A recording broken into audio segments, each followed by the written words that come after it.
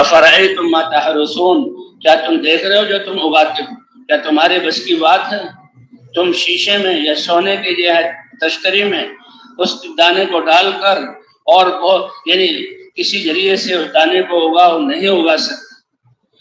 अल्लाह ने इस जमीन को पैदा फरमाया और जब से इंसानों का सिलसिला, जानवरों का सिलसिला चला और जो मखलूक आई उनसे लेकर क़यामत तक जो उनकी खुराक थी, अल्लाह ने इस जमीन, बेरंग जमीन के अंदर वो डाल दी। कि तुमने मशीनरी बनाई हुई, अपनी फ्रिज में चीज़ें रखते हो थोड़ी सी देर के लिए कि जी ये सब्जी है, ये गोश्त है, ये फला है, ये फला है, थोड़ी देर के लिए ख़राब ना हो।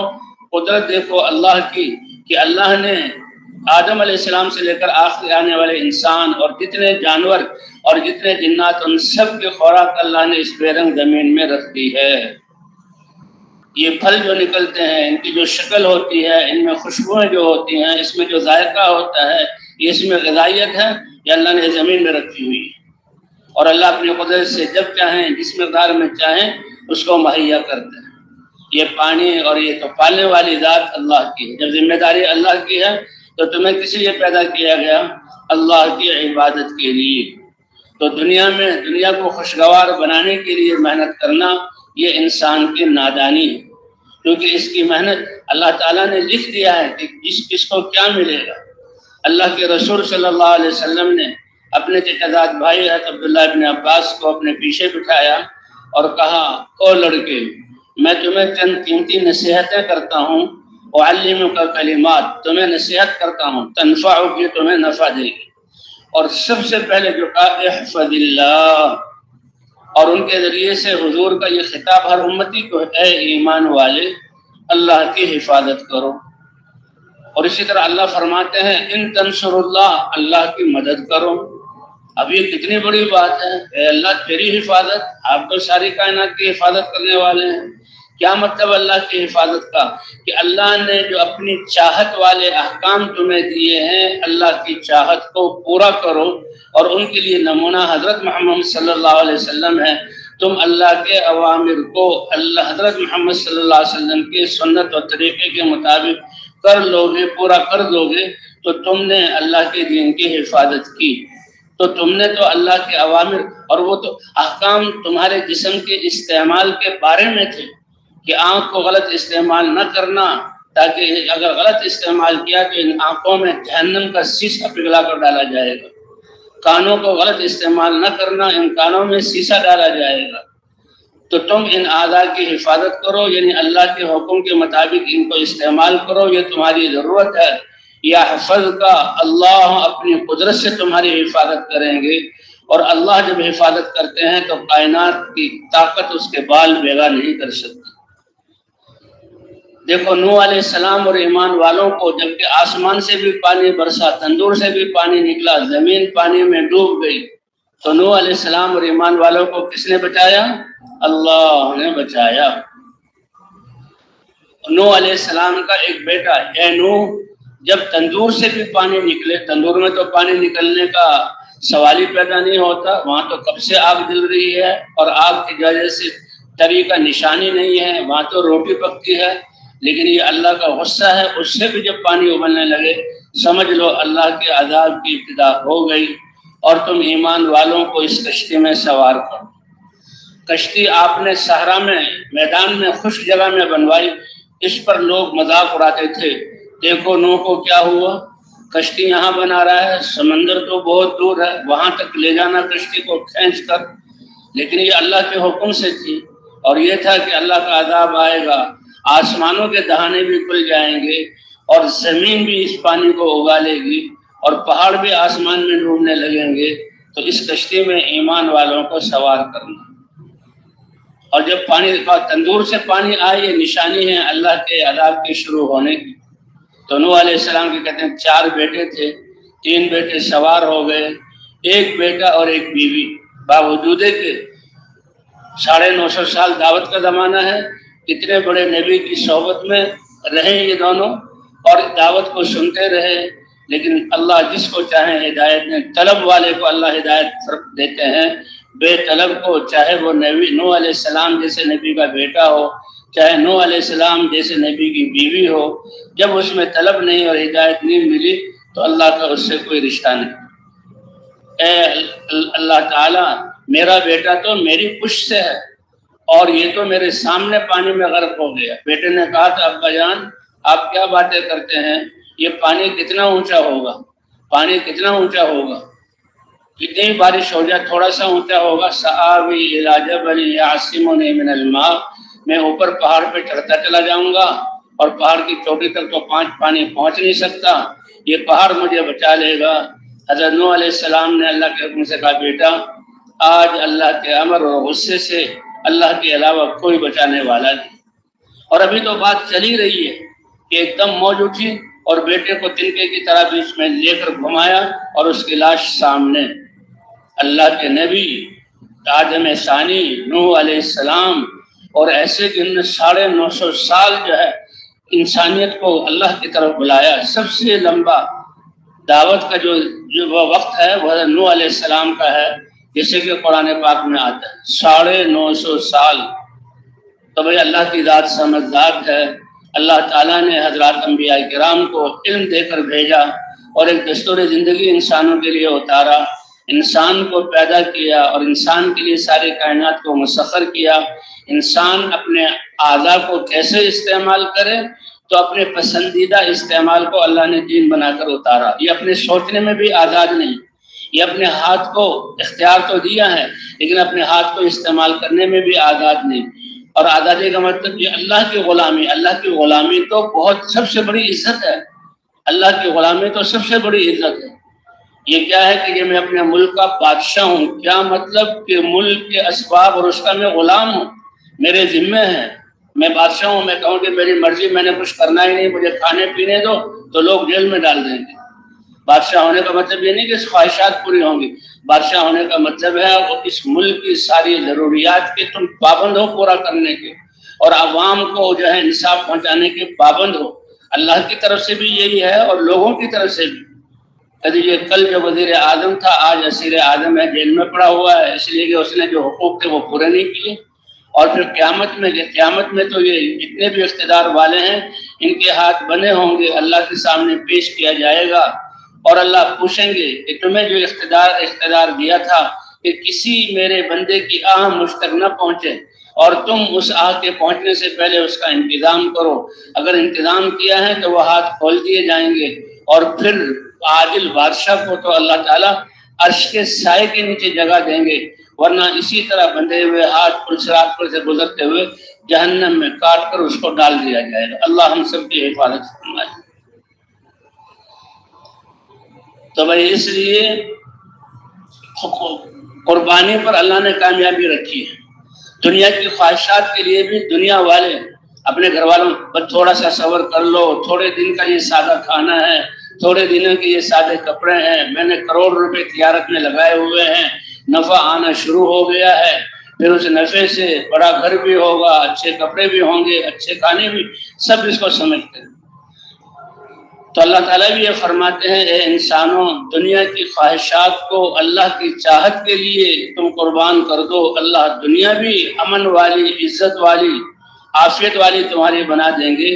اور پھر آگے اور مراحل آنے والے ہیں، یہ روح کا نکلنا روئے سے یہ کتنا بڑا امر ہے، موت بھی تمہاری مبارک ہوگی، پھر قبر میں تم رکھے جاؤ گے۔ کب تک قبر میں؟ قبر کو تم مٹی کا ڈھیر نہ سمجھو، یا جنت کے باغوں میں سے ایک باغ ہے، جہنم کے گڑھوں میں سے ایک گڑھا ہے۔ آخرت کو جو فرشتے نظر آ جائیں تو آخرت شروع ہو گئی۔ جی ہاں، من مات فقد قامت قیامت ہو، جو مر گیا اس کی قیامت تو شروع ہو گئی۔ بلکہ جب فرشتہ آتا ہے اور روح کو نکالتا ہے اور گلے اور نرخرے تک روح پہنچتی ہے تو دیکھا جاتا ہے کہ اس کی آنکھیں پتھرا جاتی ہیں اور اوپر کی طرف اڑ جاتی ہیں۔ کیا مطلب کہ اس دنیا کا نظر آنا اس کو ختم ہو جاتا ہے اور فرشتے اور آخرت کا نظام اس کے سامنے آ جاتا ہے۔ اب تو یہ دیکھا جائے گا کہ آخرت کی تیاری کی ہے یا نہیں کی۔ اس لیے حضور صلی اللہ علیہ وسلم سے پوچھا گیا کہ عقل مند انسان کون ہے؟ آپ نے فرمایا لوگوں میں سے سب سے عقل مند اور زندگی کے تھوڑے سے سرمایے کو سب سے زیادہ احتیاط سے استعمال کرنے والا وہ ہے کہ جو موت کو ہر وقت یاد رکھتا ہو، بھولتا نہ ہو موت کو، اور موت کے بعد والی حقیقی اور ہمیشہ کی جہاں لوٹ کر جانا ہے اس کے لیے سب سے زیادہ تیاری کرنے والا ہو۔ اس لیے حضور صلی اللہ علیہ وسلم فرمایا اکثروا ذکر ہاضم اللذات، لذتوں کو توڑ کر رکھ دینے والی چیز موت کا ذکر زیادہ کرو۔ موت بھائی کوئی بری چیز نہیں ہے، یہ موت تو اللہ کے دربار میں تیاری کے ساتھ پیش ہونے کا ایک دروازہ ہے، ہر ایک نے اس میں سے گزرنا ہے، سارے انبیاء، سارے اولیاء، سب سے بڑی ذات انبیاء کی ہے۔ حضور صلی اللہ علیہ وسلم کی خدمت میں بھی حضرت جبرائیل آئے اور عرض کیا عش ما شئت، آپ اللہ سے دعا مانگ کر جتنی زندگی لینا چاہیں اللہ آپ کو قیامت تک جو ہے زندگی دے سکتے ہیں۔ فإنک میت، لیکن اس دنیا سے تو جانا ہے، یہ دنیا گزرگاہ ہے، آدم علیہ السلام سے سلسلہ شروع ہوا، جو آئے وہ چلے گئے اور قیامت تک یہ سلسلہ رہے گا۔ یہ دنیا چھوٹا سا اتنا برتن ہے، اللہ اتنے بڑے قدرت و خزانے والے ہیں کہ اللہ کی غیرت کی گوارہ نہیں کرتی کہ دنیا ہی کو انسان کا وطن بنا دیا جائے، اس لیے دنیا سے منتقل، اس کو دھوکے کا سامان کہا گیا۔ یا ایھا الناس ان وعد اللہ حق، اے لوگو اللہ کے وعدے سچے ہیں۔ اب مرنا انسان ختم ہو گیا کہ واللہ تم جو ہے تم مرو گے، ثم لتبعثن، پھر تم کو دوبارہ زندہ کیا جائے گا۔ جب لوگوں نے اس کا انکار کیا تو اللہ نے قرآن میں کیا بیان کیا؟ اے انسانوں تم کیوں نہیں سمجھتے کہ میں کیسے زندگی دینے والا ہوں؟ تم نے اپنے کھیتوں کو نہیں دیکھا؟ جب گندم کٹ جاتی ہے، گاہ لی جاتی ہے پہنچ، اور وہ مارکیٹوں میں اور گھروں میں اناج پہنچ جاتا ہے تو یہ کھیت کیا ہوتا ہے؟ مٹی ہے، مٹی، بے رنگ زمین مٹی ہے، بے ذائقہ مٹی ہے اور بے بو، نہ کوئی اس میں بو ہے نہ کوئی ذائقہ ہے۔ پھر ہم آسمانوں سے پانی برساتے ہیں، بارش ہوتی ہے، پھر تمہارے ڈالے ہوئے خشک بیج، گندم اگائی تھی تو اب چاول اگائے، چاول کاٹے تھے تو اب گندم اگائی ہے، اور تم نے باغات لگائے تھے تو اب درخت بن گئے ہیں، اور درختوں میں سے اب ان کی شاخیں نکلی ہیں، اور شاخوں میں سے خوشبودار پھول نکلے ہیں، اور پھولوں میں سے خوشبودار پھل آئے ہیں۔ پھل کی ابتدا کیسے چھوٹی سی صورت میں ہوتی ہے اور پھر وہ پھل بڑا ہوتا ہے اپنے کمال کو پہنچتا ہے، لیکن ابھی پکا نہیں ہے۔ اگر آپ اس کو ایسے کاٹ لیں تو اس میں ذائقہ نہیں ہوگا، اگر جب پک جائے تو پھر کیسے اللہ اس میں مٹھاس اور ذائقے اور خوشبو پیدا فرما دیتے ہیں۔ یہ کرنے والی ذات کس کی ہے بھائی؟ سنترے کو دیکھیں کیسے خوبصورت اس کی اوپر والی کھال، رنگ بھی کتنا خوبصورت، اور اس کو جب ہاتھ سے چاقو سے کاٹتے ہیں تو اس کے اندر سے جو پھوپھار نکلتی ہے کتنی اچھی خوشبو ہوتی ہے، اور پھر اس کے اندر کیسے جہاں کاشیں ہوتی ہیں، اور کاشوں کے اندر کیسے چھوٹی چھوٹی تھیلیاں اللہ نے ترتیب کے ساتھ اس میں رکھی ہوتی ہیں، اور اس پردے کے ساتھ اس کو چھپایا ہوتا ہے۔ تو یہ کرنے والی ذات کس کی ہے؟ انار کو دیکھو، انار کیسا خوبصورت پھل ہے۔ اب یہ یعنی اس درخت زمین کے ذریعے سے اللہ نے غذا کو چلایا، اس درخت کے تنا بنایا، شاخیں بنائی، پھر پھول بنا، اور پھول سے پھر یہ پھل بنا، پہلے چھوٹا تھا پھر بڑا ہوا، اور پکنے سے پہلے اس کا ذائقہ اور بو اور ہوتی ہے، اور جب پک جائے تو کتنی خوبصورت شکل میں تمہارے سامنے آ جاتا ہے۔ تو یہ آسمانوں وفی السماء رزقکم وما توعدون، یہ آسمانوں سے آتا ہے، یہ پانی اللہ آسمانوں سے اتارتے ہیں۔ رزق دینے والی ذات اللہ کی ہے، رزق کا ذمہ اللہ نے دیا ہے، تمہارے ذمہ کیا ہے؟ اللہ کی عبادت، اللہ کو راضی کر لینا۔ تو کہتے ہیں اللہ کی رضا یہ سب سے بڑی چیز ہے، اور اللہ کی عبادت یہ سب سے بڑا اعزاز ہے انسان کے لیے۔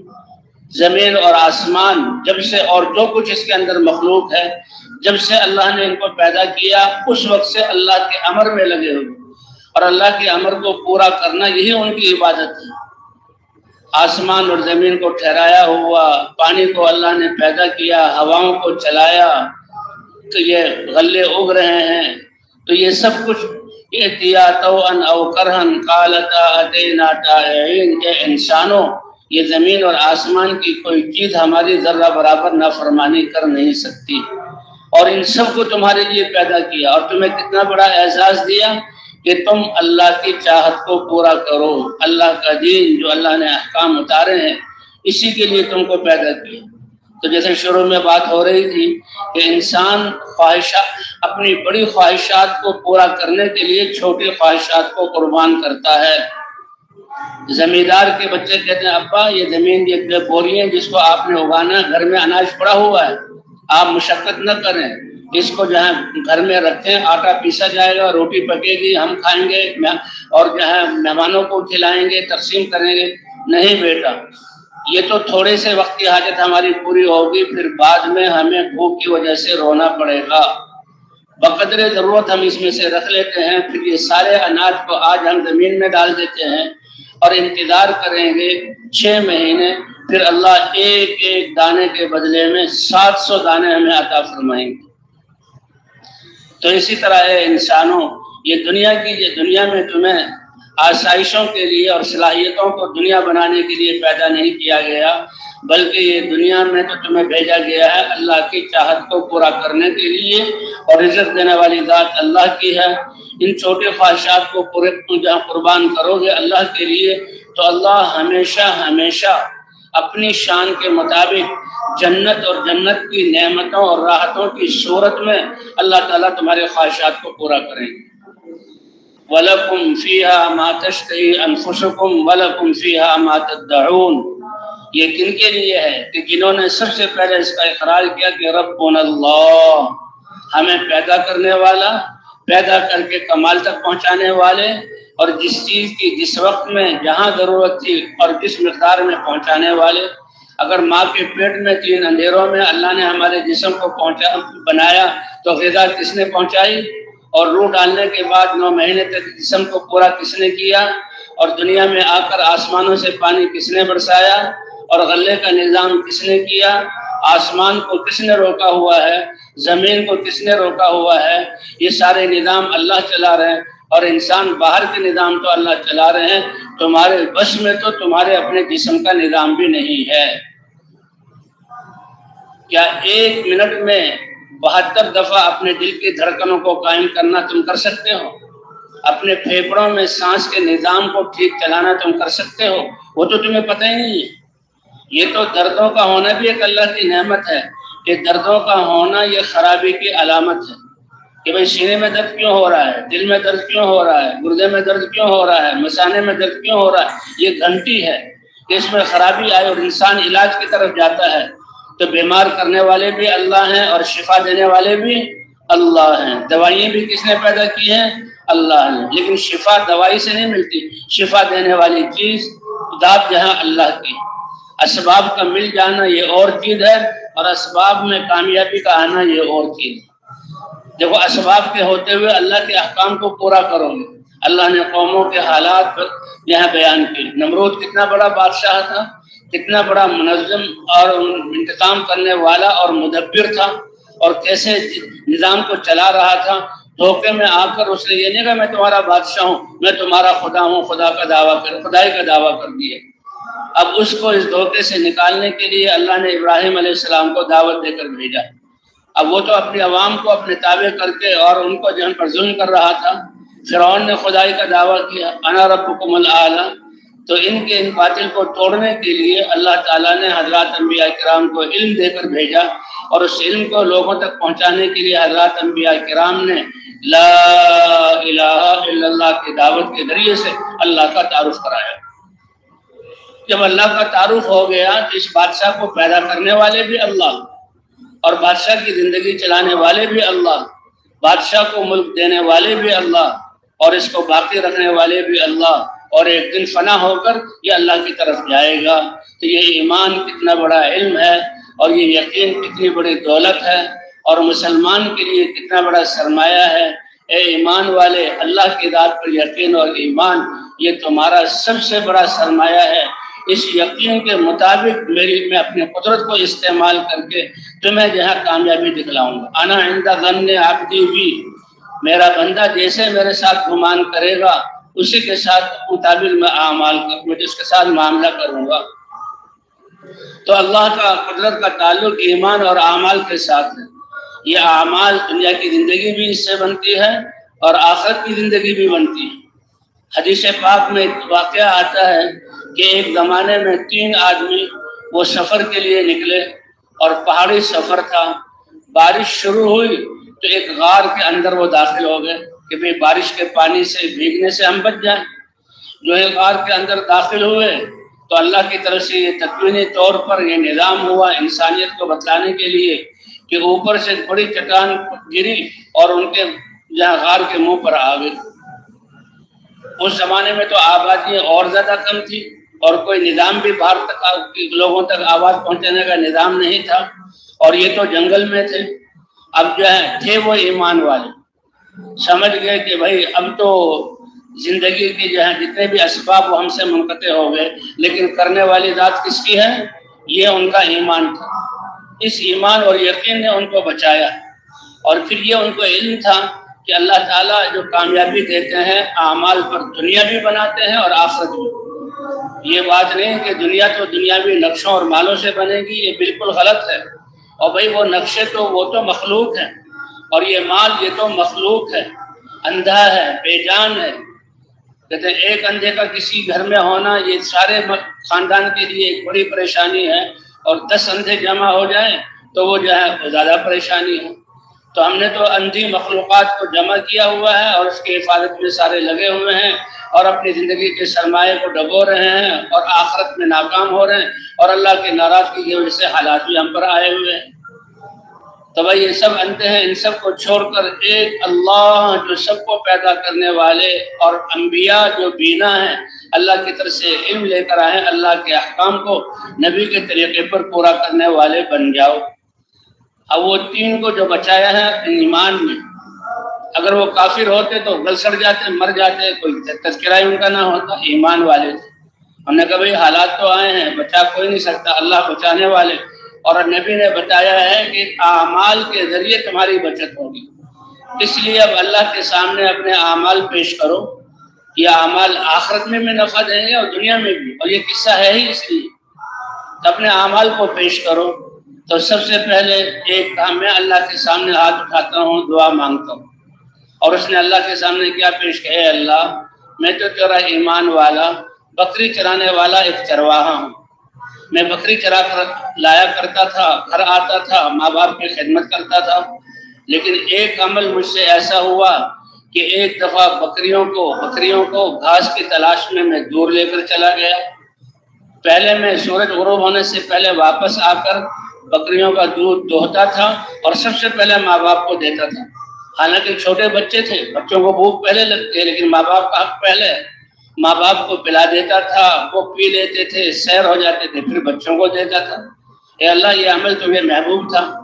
ایک دن ایسا ہوا جب میں دیر سے پہنچا تو ماں باپ تو بڑی عمر کے تھے، ان کو نیند آ گئی، وہ سو گئے، اور بچے چھوٹے، کیونکہ وہ بکریاں آتی تھی، دودھ ہی غذا تھی، ان کو دودھ نہیں ملا تھا، وہ بھوک کی وجہ سے بلبلا رہے تھے۔ میں اپنے بچوں کو دیکھ رہا ہوں، میں نے جہاں بکری کا دودھ نکالا اور پیالہ ہاتھ میں لے کر آ گیا۔ اب یہ دیکھیں سمجھداری کہ جو اللہ کو بھی پسند ہے، اللہ کے نبی کو بھی پسند ہے، اور سارے انسانوں کے لیے راہ عمل ہے۔ اور ایک چرواہا ایمان کی وجہ سے اللہ نے اس کو سمجھداری دی کہ جو اللہ کو پہچانتا ہے وہ لوگوں کو بھی پہچانے گا، جو اللہ کے حقوق ادا کرتا ہے وہ لوگوں کے حقوق بھی ادا کرے گا، جو اللہ کو نہیں پہچانتا وہ ماں باپ اور رشتہ داروں کو نہیں پہچانتا، اور جو اللہ کے حکم کو پامال کرتا ہے وہ کسی کا حکم ادا کر نہیں سکتا۔ اب یہ تو چرواہا ہے اور اللہ کے سامنے پیش کر رہا ہے۔ ہم اپنی زندگی کو دیکھ لیں کہ ہمارے کیا اعمال ہیں، تو کہے یا اللہ، میں جب آیا تو ماں باپ سوئے ہوئے تھے۔ اب اس اللہ والے علم نے بتایا ماں باپ کو جگانا نہیں، حالانکہ وہ بھوکے سوئے، اماں ابا اٹھ جائیے، دودھ میں لے آیا ہوں، پی لیجیے، وہ خوش ہو جاتے، لیکن وہ نیند میں ہے، ان کو اٹھائیں گے وہ خوش ہوں گے اور بھوک دور ہوگی، لیکن نیند سے اٹھانا یہ جو ان کو تکلیف ہے اس کو بھی گوارا نہیں کیا۔ کہتے میں اس دودھ کو ہاتھ میں لیے، یہ نہیں کہ دودھ وہاں رکھ دیں، سمجھدار لوگ ہوتے ہیں نا، ایک مس سے دو کاج، کہ ٹھیک ہے میں اپنے کاموں میں لگ جاؤں، بچوں کو دودھ پلا لوں، ان کو سلا لوں، اور میں نے ماں باپ کو دودھ پلانا ہے، اس سے انکار نہیں، لیکن اعلیٰ اور افضل کیا ہے؟ اس کا وہی عمل پسند آیا۔ اے اللہ، بچے بھی رو رہے تھے لیکن میں نے تو ماں باپ کے لیے میں پیالہ ہاتھ میں لے کر کھڑا رہا ان کے سرانے، یہ نہیں کہ دودھ الگ رکھ دیا، وہ اٹھیں گے مجھے حکم دیں گے اور میں کہوں گا دودھ تیار ہے اور لے آؤں گا، ماں باپ اس میں بھی خوش ہو جائیں گے۔ کہتے یہ ہے ایمان اور یہ ہے محبت جو آداب محبت سکھا دیتی ہے، اور یہی چیز اللہ کو پسند ہے، اللہ کو بتلا رہے ہیں، اور وہ یعنی اس کا قصہ اللہ نے محفوظ کیا اپنے نبی کے ذریعے، حدیث کے ذریعے انسانیت تک پہنچایا، اور یہ قصہ ممبروں پر بیان ہوتا ہے جیسے اب بیان ہو رہا ہے۔ اللہ نے وہ عزت عطا فرمائی، حالانکہ ایک چرواہا تھا، دودھ لے کے کھڑا ہوا ہے، انتظار کر رہا ہے، لیکن اللہ کے ہاں اس کی کیا قیمت ہے؟ عمل کی قیمت ایمان اور ایمان سے بنتی ہے، اللہ سے تعلق سے بنتی ہے۔ حضور صلی اللہ علیہ وسلم کے پاس ایک مہمان، صحابہ وہ لوگ مہمان آتے تھے تو حضور صلی اللہ علیہ وسلم اپنے صحابہ کو تقسیم کیا کرتے تھے، مہمانوں کو لے جاؤ ان کو۔ صحابہ کئی سو اور کئی دسیوں بیسیوں صحابہ اپنے گھر لے جا کر ان کے کھانے کا انتظام کرتے تھے۔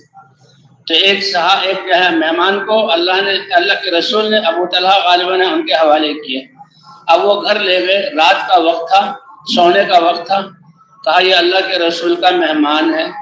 اب ان کے گھروں میں ہمارے گھروں کی طرح وہ خوراکوں کا اسٹاک تو نہیں ہوتا تھا، اسٹاک تو کیا، تو ایک وقت کی ضرورت کا بھی نہیں ہوتا تھا، جو اللہ نے دیا کھا لیا، اور کل کو کون دے گا؟ اللہ دے گا۔ ہاں، وہ یہ ہماری طرح بینکوں میں پیسے جمع کرنا، فریجوں میں چیزیں محفوظ کر لینا اور کل کے لیے انتظام کرنا، یہ تو یقین کی کمزوری ہے۔ وہ جو آج ہے اس کو تقسیم کر دو۔ یسألونک ماذا ينفقون، یہ میرے بندے پوچھتے ہیں اللہ کے لیے کیا خرچ کریں۔ وہ جب اللہ کو راضی کرنے کے لیے خرچ کر رہے ہیں تو جو آج تمہارے پاس زائد ہے وہ سب خرچ کر دو، کل کا رزق کا انتظام، تمہارے کپڑوں کا، تمہارے رزق کا انتظام کون کرے گا؟ اور ایسی مثالیں ہیں کہ جو آج ہے وہ خرچ کر دیتے تھے۔ تو بہرحال اللہ کے رسول کے مہمان کو لے کر آئے، بیوی سے کہا، بیوی نے کہا پہلے پوچھ تو لیتے ہیں، گھر میں تو کوئی چیز نہیں ہے، یہ بچوں کے لیے سوکھے ٹکڑے ہیں، یہی میں ان کے لیے بنا رہی ہوں، اور بچے بھوک سے بلبلا رہے ہیں، مانگ رہے ہیں۔ تو دونوں بیٹھے، کہنے لگے دیکھو یہ اللہ کے رسول کا مہمان ہے، اب اس کو پہلے بچوں کو تم بہلا پھسلا کر سلا دو، تھوڑی دیر وہ روئیں گے دھوئیں گے اور پھر سو جائیں گے، بچے نے تو سونا ہوتا ہے، بھوک میں بھی سو جاتا ہے، اور یہ کھانا مہمان کے سامنے پیش کر دو۔ تو گھروں میں کوئی لائٹیں نہیں تھی، بلب نہیں تھے کہ روشنی ہو، ایک چھوٹا سا ٹمٹماتا ہوا دیا ہوتا تھا، اس کی روشنی میں رات کے اندھیرے میں کھانا ہے، کھانا اتنا ہے جو بچوں کے لیے تھا۔ بیوی نے کہا نہ تمہارے لیے کھانا تھا نہ میرے لیے، ہم نے تو بھوک میں سونا تھا، اور کوئی بات نہیں، اللہ کے دین کی محنت کرتے ہوئے یہ اللہ کے لیے ہم نے بھوک برداشت کیا، تو اللہ آخرت میں کیا کچھ دیں گے اس پر۔ جیسے کہ سارے جو ہاں اپنے دفتروں اور ملازمتوں میں کرنے والے کہ ڈیوٹی کے وقت میں ڈیوٹی دو، اپنے آپ کو پابند کرو، تنخواہ ملے گی، اس سے ہمارا کام بنے گا، تو اسی طرح صحابہ اور ایمان والوں کا کہ جو اللہ کا حکم پورا کرو، اللہ دنیا اور آخرت میں اپنی نعمتوں اور رحمتوں سے نوازیں گے، یہ ہے ایمان۔ تو وہ مہمان کے سامنے بچوں کو سلا دیا، مہمان کے سامنے کھانا رکھ دیا، لیکن مہمان بھی تو بڑی غیرت والا ہے، مروت والا ہے، اور جو کھانا ہے ان کو بھی پتا تھا کہ گھر میں یہ کھانے کا وقت ہے، صحابی گھر میں آئے ہیں، تو مہمان کھائے اور میزبان نہ کھائے، یہ مہمان کو برداشت نہیں تھا۔ تو کہا کہ تم چراغ کو ٹھیک کرنے سے، اپنے کرنے کے جو ہے ارادے سے چراغ کو بجھا دینا، اور میں منہ چلاتا رہوں گا، آواز کھانا کھانے کی آتی رہے گی اور مہمان کھانا کھا لے گا۔ اب جو کھانا اس کو چند ٹکڑے جو گھر میں تھے یا روٹی تھی، جو کچھ بھی تھا، اس کو کھلایا، کوئی دودھ پلایا، یہ کوئی بالکل معمولی سا کھانا، لیکن جذبات کیا تھے اور عمل کیا تھا، یہ اتنا بڑا عمل تھا، اتنا بڑا عمل تھا کہ جب وہ صبح کو مہمان کو لے کر حضور کے پاس آئے، اللہ نے اپنے نبی کو فرشتے کے ذریعے سارا قصہ بتلا دیا، اور حضور مسکرا رہے ہیں اور ان صحابی کو مبارکباد دے رہے ہیں، اے ابو طلحہ مبارک ہو تمہیں، تمہارے اس عمل کی وجہ سے رات اللہ نے فرشتوں پر فخر فرمایا۔ تو بھی اللہ ایسے قدردان ہے، ایسے قدردان۔ تو اعمال کے ذریعے بہرحال تو وہ قصہ ہو رہا تھا کہ تین انہوں نے کہا اے اللہ میں نے ماں باپ کے لیے جہاں ساری رات جاگا، اگر یہ عمل آپ کو پسند ہے تو آپ اس پتھر اس مصیبت سے ہمیں نکال دیجیے۔ اللہ کا تکوینی امر تھا، وہ پتھر ہلا، نہ کوئی کرین، نہ کوئی فوج، نہ کوئی لوگوں نے دھکا دیا، پتھر ہلا اور سرک گیا۔ پتہ لگ گیا کہ اللہ کے سامنے جو دعا کی ہے اور عمل کو پیش کیا ہے، سرکا اتنا ہے کہ روشنی زیادہ آنے لگی، ہوا زیادہ آنے لگی، لیکن نکل نہیں سکتے تھے۔ اب ہم نے دوسرے دوست سے کہا بھائی تم آؤ اور تم اپنا اپنا عمل پیش کرو. تو دوسرا آیا, اس نے بھی ایک نیک عمل کیا تھا. اے اللہ, میری زندگی میں اگر کوئی عمل جو پیش کر سکتا ہوں وہ یہ ہے کہ میں مالدار آدمی تھا اور میرے گھر میں کام پڑتا تھا تو مزدور کام کرنے کے لیے آتے تھے. ایک دن میں نے مزدوروں سے کام کرایا, سارے مزدوروں کو مزدوری دے دی, لیکن ایک مزدور اس نے مزدوری نہیں لی اور وہ چلا گیا. دیکھیں, جب ایمان ہوتا ہے, اللہ کی ذات پر یقین ہوتا ہے, انسانیت کی ہمدردی ہوتی ہے. جیسے اس چرواہے کو کیسے آداب, یعنی ایسے آداب جو اللہ کو پسند آئے, اللہ راضی ہو گئے, اللہ نے جو ہے ان کا یہ کام بنایا. اللہ کے رسول جو ہے صلی اللہ علیہ وسلم اس واقعے کو بیان کر رہے ہیں. یہ آداب ایمان کی وجہ سے اللہ نے اس کو سکھلائے. تو یہ مزدور تھا, کا مزدور مزدوری لیے بغیر چلا گیا. اب ایک تو یہ کہ بھائی ٹھیک ہے وہ چلا گیا تو اب اس کی مرضی, بہرحال امانت دار تھا, تو ایک تو یہ کہ اس کی مزدوری کو رکھ دیا جائے. لیکن ہمدرد تھا اور اللہ یہ راہیں سجاتے ہیں, وہ بیچارہ مزدور ہے, مزدوری کر کے اپنے گھر والوں کو کا نظام چلاتا ہے. تو اگر میں اس کو جو ہے امانت کے طور پر رکھ لوں گا تو یہ مزدوری اتنی ہی رہے گی. ہاں, میری تجارت ہے, تجارت سے مال بڑھ رہا ہے تو میں اس کے پیسوں کو اپنی تجارت میں شامل کر رہا ہوں. کس امانت داری سے اور کس حساب کتاب سے کہ جس کو اللہ نے معیار بنایا اور نبی نے بیان کیا, تو اسی کے حساب سے. اب مال میں تو بڑھوتری ہوتی ہے, تو وہ ہوا ایسے کہ اس کے ذریعے سے جو ہے جانوروں کی تجارت اور جانور خریدے اس کے حصے کے الگ, وہ جانور جو ہے بڑھتے رہے.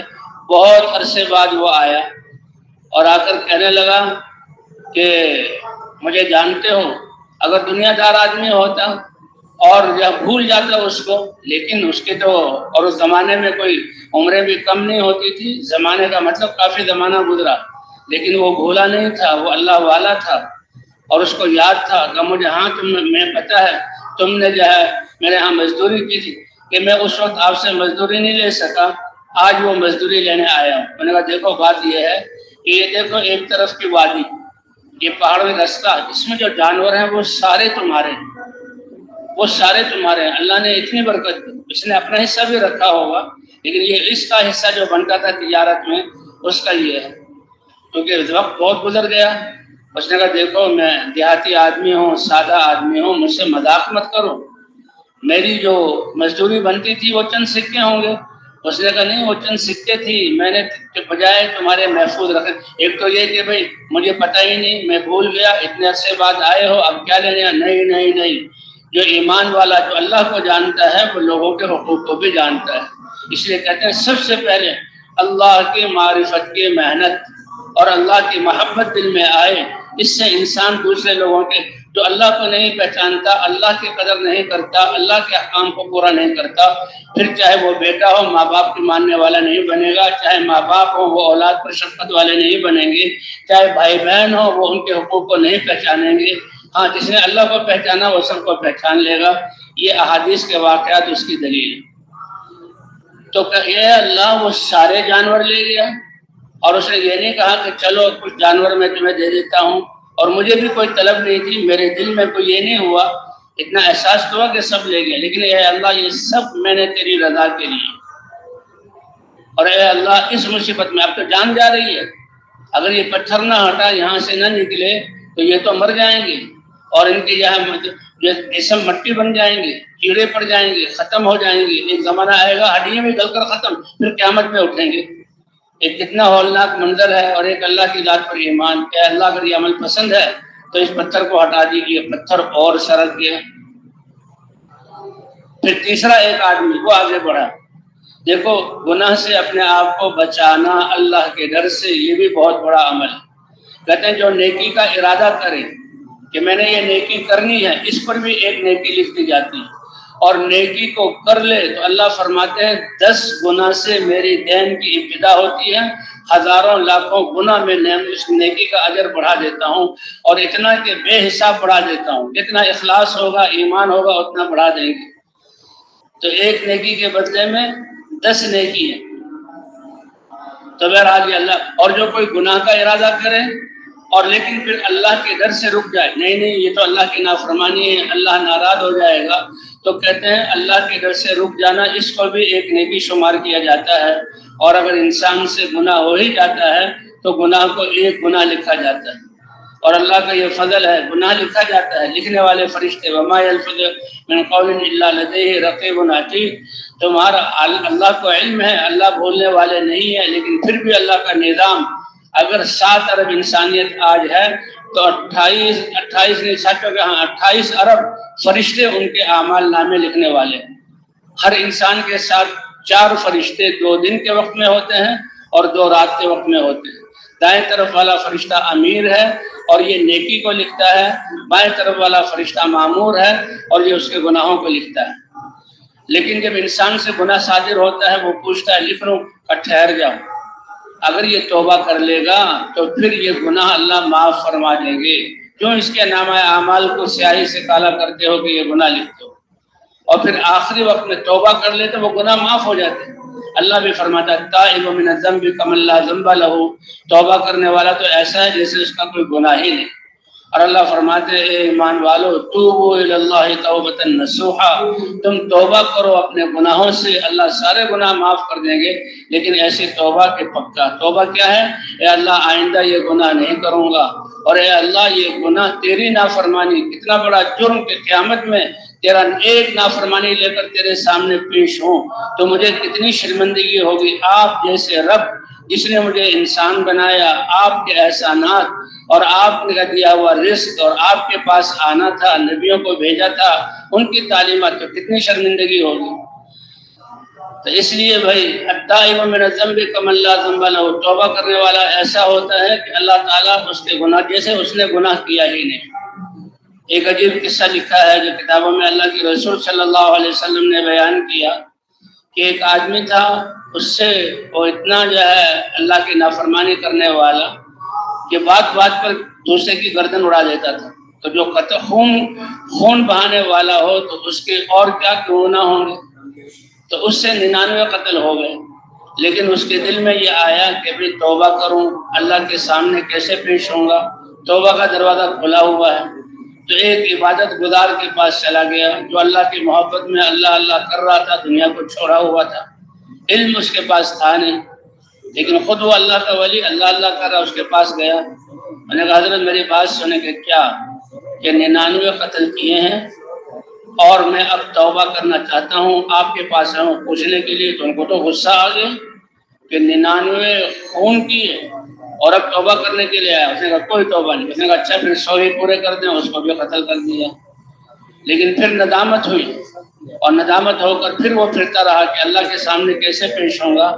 تو ایک عالم کے بارے میں بتایا گیا، ان کے پاس پہنچا، عالم نے کہا گناہ چاہے جتنے بھی ہوں اللہ کا وعدہ ہے کہ میں توبہ قبول کرنے والا ہوں۔ کہتے ہیں عرش پر جو ہے موتی کی تختی پر نور کے قلم سے جو اللہ نے سب سے پہلے لکھا، ایک روایت کا ان رحمتی غلبت غضبی، کہ میری رحمت ہمیشہ میرے غصے پر غالب رہے گی۔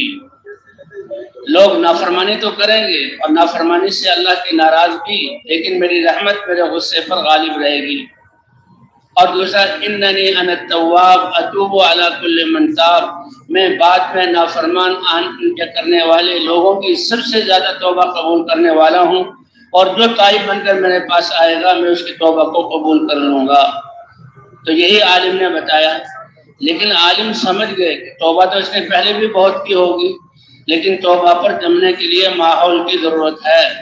جو اس کے اپنے علاقے کا رشتہ داری میں اور جو ہے دوستوں میں ماحول ان کا خراب ہے، اور اس کو اس حد تک جو ہے پہنچایا کہ یہ قتل کر دیتا ہے، تو ماحول کو بدلنے کی ضرورت ہے۔ جسے ہماری تبلیغ اللہ کے راستے میں نکلنا، اس کی حکمت بھی یہی ہے کہ جن دکانوں پر رہ کر ہمارے یقین بگڑے، ہم سے اعمال نکلے، جن علاقوں میں رہ کر ہم اسلامی آداب سے محروم ہو گئے اور ہم جو ہے نافرمانی میں آ گئے، ان ماحولوں کو چھوڑ کر اللہ کے راستے میں نکلنا، اور راستے میں نکل کر مساجد میں آنا اور مساجد میں ٹھہرنا، مساجد سے جو ہے پھر لوگوں کے پاس جانا، یہ کتنی بڑی بات ہے۔ یہی حکمت ہے، کیونکہ مساجد تو اللہ کا گھر ہے، عبادت کا گھر ہے، ہر وقت اللہ کی رحمت اترتی ہے، اور یہاں پر تو عبادات کی جاتی ہے۔ یہ اعمال ہیں کہ جن اعمال کے ذریعے سے حضور صلی اللہ علیہ وسلم نے صحابہ کرام کی تربیت کی۔ کہاں وہ کیسے بت پرست تھے اور کتنے زیادہ گناہ کرنے والے تھے۔ بیت اللہ کے چاروں طرف بتوں کو پوجتے تھے، ننگے طواف کرتے تھے، لیکن اللہ تعالیٰ نے ان اعمال کے ذریعے سے حضور نے جو ان پر ڈالا تو ایسا ان کو پاک کیا کہ اللہ نے اپنی رضا کا پروانہ ان کے لیے اتار دیا۔ تو انہیں کہا اپنے ماحول کو چھوڑو۔ تو اب کیونکہ وہ سچا تائب اور نادم ہو کر آیا تھا اور واقعی اس نے اپنے علاقے کو چھوڑ کر اس عالم اور اللہ والے کے بتلانے پر اپنی بستی کو چھوڑ کر جانے کا ارادہ کیا۔ اب وہ جا رہا ہے اس کی طرف، تو بیچ سے کچھ پہلے بس موت کا وقت آ گیا اور موت کے لیے وہ گرنے لگا اور وہ سمجھ گیا بالکل بیچ میں، اب یہ اپنی بستی کی طرف ہے، بیچ آگے نقطہ آ رہا ہے، لیکن اس کو ندامت اور احساس اتنا ہے کہ گرتے ہوئے بھی اس نے اپنے آپ کو آگے گھسیٹا، گرتے ہوئے بھی اس نے اپنے آپ کو، شاید اللہ کو یہ عمل پسند آ جائے، اور یہی عمل اللہ کو پسند آ گیا کہ گر کر بھی جب روح نکل رہی ہے اس وقت بھی تھوڑا سا وہ بالش اس سے آگے پیچھے سرکا، یہ اللہ کو پسند آ گیا۔ حدیث میں صاف آتا ہے رحمت کے فرشتے اور عذاب والے فرشتے آ گئے، کیونکہ وہ تو لکھتے رہتے ہیں۔ عذاب والے فرشتے کہنے لگے 100 کا قاتل ہے، خون بہایا، گردنیں اڑائی، اس کو اب جہنم میں لے جایا جائے گا۔ رحمت والے فرشتے کہنے لگے جو کچھ بھی ہے اللہ ارحم الراحمین ہے، اللہ توبہ قبول کرنے والا ہے اور یہ تائب بن کر آیا ہے، اس لیے اس کو تو جنت میں۔ اب فرشتوں کی جماعتوں میں جھگڑا ہو رہا ہے۔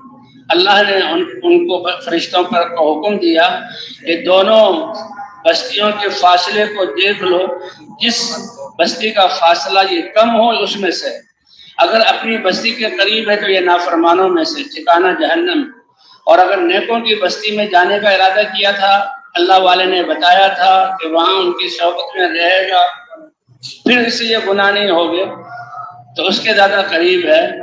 تو کہا تھا اپنی بستی کے زیادہ قریب، لیکن اس کا مرتے ہوئے گرنا اور آگے بڑھنا یہ اللہ کو پسند آیا، اور اللہ نے جب فرشتے زمین ناپنے لگے تو اس کی بستی کی طرح جو فاصلہ تھا اس زمین سے کہا ذرا پھیل جاؤ، اور جس بستی کی طرف جا رہا تھا اللہ نے حکم دیا اے زمین تم ذرا سکر جاؤ، اور بس ایک بالش کا فرق تھا کہ ایک بالش اللہ کے اس امر کی وجہ سے سرکا تھا تو رحمت کے فرشتے اس کو لے گئے۔ تو بھئی اللہ تعالیٰ نے یہ کام ہمارا مسلمانوں سے توبہ کرانے کا، کیوں؟ اس لیے کہ ہمارا جرم ایک تو یہ کہ خود اپنی ذات کے اعتبار سے اللہ کی نافرمانی ہو، یہ بھی بہت بڑا جرم ہے، اور ایک یہ کہ ہماری وہ محنت جس سے انسانوں کو ہدایت ملتی، 7 ارب انسانیت ہے، امت مسلمہ تقوی والی زندگی پر آ جائے تو اس کا وہ بھی نتیجہ ہے ہماری اس محنت کا۔ 5 ارب انسانیت جو کفر پر مر کر جہنم کا ایندھن بن رہی ہے، جہاں اس کو بچانا جہنم سے یہ بھی ہماری ذمہ داری تھی۔ اے اللہ سب سے بڑا جرم ہمارا اس محنت کو نہ کرنے کی وجہ سے ہوا، اور جس کی وجہ سے یہ عالم فساد کا گہوارہ بنی اور حالات بگڑے، انسانوں کے خون ریزی ہوئی۔ اے اللہ ہمارے اس جرم کو معاف فرما دے۔ تو اس لیے بھائی اللہ تعالیٰ نے حضرات انبیاء کرام کو اور حضرت محمد صلی اللہ علیہ وسلم کو آخر میں بھیجا، اور یہ ایمان والی محنت، انبیاء کرام انسانوں کو اللہ کی پہچان کراتے تھے، اور اللہ کی معرفت کا نور آتا، اللہ کی محبت دل میں آتی، اور لوگ اللہ کے دین کو اپنے جو نبی لائے ہوئے ہیں اس کو اپنی زندگیوں میں زندہ کرتے، اور اللہ فرماتے ہیں کہ ہمیشہ ہم نے ان لوگوں پہ جن لوگوں کے دلوں میں ہمارا دین زندہ ہوا، زمین کا وارث ہم نے ان کو بنایا، اور ان کے وجود میں آنے کی وجہ سے ہم نے بڑی بڑی باطل طاغوتی طاقتوں کو ختم کیا۔ نمرود کی نمرودیت کو جو ختم کیا ہے، جو ابراہیم علیہ السلام کی وجہ سے چند لوگوں میں ایمان جو اعمال آئے تو دعوت اس کا ذریعہ بنی۔ قارون کی قارونیت کا کو خاک میں ملایا ہے موسیٰ علیہ السلام کی دعوت کے نتیجے میں۔ فرعون کی فرعونیت کو موسیٰ علیہ السلام ہارون علیہ السلام کی دعوت کے نتیجے میں، اور حضرت محمد صلی اللہ علیہ وسلم کو سارے انسانوں کی ہدایت کے لیے دعوت دے کر بھیجا، اور آپ کی ختم نبوت کی وجہ سے اللہ تعالیٰ نے یہ کام جس سے اس عالم سے باطل دور ہو اس امت کو عطا فرمایا، اور اسی وجہ سے اس کو خیر امت قرار دیا گیا۔ یہ اس امت کو کام تو دعوت والا ایسا ملا کہ حضور صلی اللہ علیہ وسلم کلمے کی دعوت دے کر آئے، آپ پر قرآن جو ہے تھوڑا تھوڑا اترتا گیا، 23 سال میں پورا ہوا، تو آپ کو دعوت والا حکم ملتے ہی یہ بھی کہ جو آپ کی دعوت کو قبول کرے گا اگرچہ وہ امتی ہوگا اور صحابی کہلائے گا، لیکن اے نبی دعوت میں آپ کے ساتھ شریک ہوگا۔ قل هذه سبيلي ادعو الى الله على بصيرة انا ومن اتبعني وسبحان الله وما انا من المشركين۔ آپ کہہ دیجئے یہ ہے میری زندگی کا مقصد، اور مقصد کو راستے سے تعبیر کیا، اور راستے کے لفظ سے پتہ لگتا ہے ٹھہراؤ نہیں ہے، راستے میں تو مسافر چلتا ہے، ہاں تھکنے کی وجہ سے سانس چڑھ جائے، پسینہ پسینہ ہو جائے، کوئی سایہ دار درخت نظر آ جائے، کوئی غار نظر آ جائے جس میں سایہ ہے، بھوک لگی ہوئی ہو تو تھوڑی دیر کے لیے اترتا ہے اور اپنے آپ کو جو ہے سانس برابر کرتا ہے، کھانا پینا کھاتا ہے اور پھر چل پڑتا ہے۔ ایسے ہی یہ دنیا مسافر خانہ ہے، یہاں تو تھوڑے سے وقت کے لیے بھیجا ہے اور مسلسل یہاں زندگی جو ہے تیاری کے لیے، اس لیے فرمایا یہ زندگی دنیا کو آسائشوں والا بنانے کے لیے خرچ کرنا یہ بہت بڑی نادانی ہے۔ یہ دنیا میں آسائشیں حاصل ہو ہی نہیں سکتی، زندگی کا سرمایہ ضائع ہو جائے گا۔ نافرمان دیکھے گا کہ زندگی کے سرمایہ کو میں نے دنیا کی نعمتوں اور دنیا کی آسائشوں کے حاصل ہونے کے لیے لگایا، لیکن جو مقدر میں لکھا ہوا تھا اس سے ایک ذرہ زیادہ میں حاصل نہ کر سکا، اور جو میرے پاس مقدر میں لکھا ہوا تھا وہ پہنچ گیا، کوئی مجھ سے چھین نہ سکا، لہذا میری محنت تو رائے گاں گئی، اس نے محنت کا کوئی نتیجہ نہیں۔ اب اللہ کے سامنے مجرم بن کر جو ہے پیش ہونا، تو بھائی اسی غفلت اور اسی ناکامی سے نکالنے کے لیے اللہ تعالیٰ نبیوں کو بھیجتے تھے، اور نبیوں کی محنت سے جو اللہ کی معرفت کا نور آتا تھا، پھر انبیاء دستور زندگی دین لے کر آتے تھے، اور وہ پوری قوم پورے دین پر چلتی تھی، اور اللہ نے زمانے کو گواہ بنا کر قرآن میں ذکر کیا کہ ہمیشہ ہم نے زمین کا وارث ایمان اور اعمال والوں کو بنایا، ہمیشہ عزت ہم نے ایمان اور اعمال والوں کو دی، اور یہ ایمان اور اعمال نبی کی محنت سے وجود میں آتا تھا۔ تو ختم نبوت کی وجہ سے اللہ نے یہ محنت اس امت کو عطا فرمائی۔ اسی کو حضرت عمر رضی اللہ تعالیٰ عنہ فرماتے ہیں، اے دنیا بھر کے انسانوں، تمہیں پتہ ہے کہ ہم اسلام سے پہلے کتنے گرے ہوئے، اپنی نظروں میں بھی گرے ہوئے بے قیمت انسان تھے، اگر ہمیں یہ عزت ملی ہے کہ 64 لاکھ مربع میل کی خلافت اللہ نے ہمیں دی ہے، تو وہ محض اور محض اسلام کی وجہ سے۔ نحن قوم كنا اذلہ، کمزور نظروں سے، اوروں کی نظروں سے تو گرا ہوا ہونا یہ تو ہو سکتا ہے اپنی بدحالی کی وجہ سے، لیکن اتنی بدحالی کہ اپنی نظروں میں بھی گرے ہوئے تھے، اپنی ہمیں کوئی حیثیت نہیں تھی، ہماری بات بات پر گردن تو کاٹ دینا، بچوں کو جو ہے گلا گھونٹ کر مار دینا، بچیوں کو زندہ کا جو ہے گڑھا کھود کر دفن کر دینا، بیت اللہ کا ننگا طواف کرنا، اور اللہ کے سامنے ننگے طواف کرتے ہوئے نماز کے سیٹیاں بجانا، کتنی بڑی جہالت تھی۔ اور ایسی بڑی عزت جو اللہ کے رسول نے وعدہ کیا تھا کہ لوگ تمہاری اداؤں اور سلیقوں کو اختیار کریں گے اور اپنے شاہی اور خاندانی طریقوں کو بھول جائیں گے، کیونکہ یہ آداب یہ اللہ نے اپنے نبی کو سکھلائے اور نبی نے اپنی امت صحابہ کو سکھلائے۔ ادبنی ربی فاحسن تادیبی، میری زندگی کے جتنے بھی سلیقے اور آداب، میری سنت، یہ ساتوں زمین اور آسمان سے ایک ایک سنت کی زیادہ قیمت ہے، تو یہ میرے رب نے مجھے آداب سکھلائے اور یہ علم مجھے میرے رب نے دیا۔ وہی آداب صحابہ کرام میں آئے، اور صحابہ کرام ان آداب کو لے کر جب نکلے، اصل میں اس میں اللہ کی نسبت تھی، اللہ کے بتلائے ہوئے تھے، حضور صلی اللہ علیہ وسلم کی زندگی اور جسم سے یہ آداب نکلے تھے۔ اس لیے حضور نے پہلے دن فرما دیا تھا کہ بادشاہ کی کیا حیثیت ہے، پھر یہ کہ کافر ہو، اگرچہ انہوں نے دنیاوی نظام کے لیے بڑے قوانین اور بڑے آداب اور شاہی ان کے پاس طور طریقے ہوں، لیکن حضور صلی اللہ علیہ وسلم کی سنت کے مقابلے میں ان کی کوئی حیثیت نہیں، اس لیے وہ سارے اپنے آداب بھول کر حضور کی سنت پر آ جائیں گے۔ جی ہاں، یہ ایسا کلمہ لے کر آیا ہوں، سارے بگڑے ہوئے عرب کہ جن کو روم اور فارس پوری طاقت اور پوری فوجوں کے ساتھ وہ کہتے تھے کہ ہم ان کی تربیت سے عاجز ہیں، اللہ نے نبی یتیم پیدا ہوئے، مسکنت کی حالت میں زندگی گزاری، اور 23 سالہ محنت کی وجہ سے صحابہ کرام کی وہ جماعت پیدا ہوئی، ایسے ان کے اخلاق اور عادات اور آداب کہ انبیاء کے بعد ایسی جماعت فضاؤں نے نہیں دیکھی، اور اللہ نے اپنی رضا کا پروانہ ان کے لیے دنیا میں اتارا، اور اتنا بڑا اعزاز کہ جو بھی ان کے راستے پر چلے گا اللہ اس کو وہ اپنی رضا عطا فرما دیں گے، جو جنتیوں کو جنت میں جانے کے بعد ملی۔ اور وجہ یہی ہے کہ پہلے انبیاء اپنی نبیوں کے اپنی امتوں کے لیے دین اور شریعت لاتے تھے، اور وہ اپنے امت کو وہ دین اور طریقہ زندگی سکھاتے تھے، امت کو اس پر چلانا۔ باقی یہ ذمہ داری نبیوں کی ہوتی تھی، اور لوگوں کی ذمہ داری امت پر نہیں تھی۔ لیکن ہاں بھائی، دینی غیرت کی وجہ سے کہ اللہ کی نافرمانی ہو رہی ہو، اور یہ اللہ جانتے ہیں کہ اللہ ہمارے رب ہیں، اللہ ہمارے رزاق ہیں، اللہ نے نبی بھیجا ہے، اللہ نے اپنا دین اتارا ہے، تو اس اللہ کی محبت میں غیرت کی وجہ سے روکنا تو اس کے ذمہ تھا۔ یہ بھی نہیں کہ اتنے تم اپنے آپ کو اپاہج اور معذور سمجھ لو کہ اللہ کی گستاخی ہوتی رہے، اللہ کی نافرمانی ہوتی رہے، اور تم کو وہ جانے ان کا کام، ہم تو اللہ کی عبادت کرتے رہیں گے۔ یہ ان کے لیے بھی جائز نہیں تھا۔ دینی غیرت کی وجہ سے جو ہے نیکی کا حکم کرنا، برائیوں سے روکنا، یہ ان کی ذمہ داری تھی۔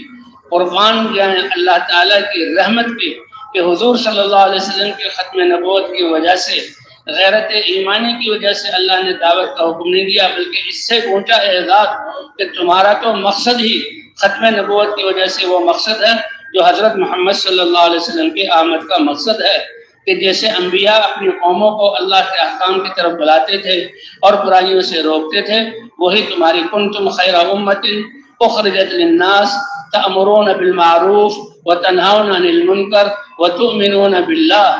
تمہیں تو امتوں میں سب سے بہترین امت ہونے کا لقب دیا گیا، اللہ نے تمہیں پسند کیا، اور نبیوں کے لیے جو اعزازات تھے اللہ فرماتے تھے ہم نے نبیوں کو چنا، ہم نے نبیوں کو چھانٹا، اور ہم نے نبیوں کو پسند کیا۔ یہ تین اعزازات نبیوں کو نبوت دے کر، اے امت محمدیہ تم انبیاء تو نہیں ہو، لیکن نبیوں والا کام اور نبیوں کی ذمہ داری تو اپنی دائرہ نبوت میں، اور تمہیں پوری انسانیت کی ذمہ داری دی۔ اس کی وجہ سے تمہارے لیے، تم کو اللہ نے چھانٹا بھی ہے، اور اللہ نے چنا بھی ہے، اور اللہ نے تمہیں پسند بھی کیا ہے، اس لیے تمہارا لقب خیر امت اخرجت للناس، تم امتوں میں سب سے بہترین امت ہو کہ سارے انسانوں کی نفع رسانی کے لیے نکالے گئے ہو۔ جیسے ایک بہت مالدار ماں باپ، ان کا پورا گھر میں سوئی سے لے کر ہیلی کاپٹر تک ساری نعمتیں موجود، اور ان کا اس بڑھاپے میں ایک جوان خوبصورت بیٹا گم ہو جائے اور کوئی آدمی اس کو لا کر ان کے دروازے پر کھڑا کر دے، ان ماں باپ کو اس بچے کے سامنے آنے سے کیا خوشی ہوگی، اتنی بڑی خوشی کہ اور ساری نعمتوں سے وہ حاصل نہیں ہو سکتی۔ وہ ماں باپ کتنے خوش ہوں گے۔ قرآن اور حدیث میں بیان کیا گیا کہ اللہ کے روٹھے ہوئے بندوں کو تم محنت کر کے اللہ کے سامنے جھکا دو گے تو اللہ تعالیٰ ان ماں باپ کے خوش ہونے سے بھی زیادہ خوش ہو جائیں گے۔ اور وہ جیسے مثال بیان کی کہ وہ جو توبہ کر کے جانے والا تھا وہ کتنا اللہ نے اس کی توبہ کو قبول کیا، اور ایک اور مثال دی ہے کہ توبہ کرنے والے سے اللہ کتنے خوش ہوتے ہیں، اور جو توبہ کرانے کے لیے نکلے ہوں سارے انسانوں کو اللہ کی طرف متوجہ کریں۔ فرمایا کہ ایک سہرام کا رہنے والا ایک باشندہ بدوی، وہ اپنی اونٹنی پر ساز و سامان لے کر صحرا کا سفر کر کے کسی دوسرے منزل تک پہنچنا چاہتا تھا۔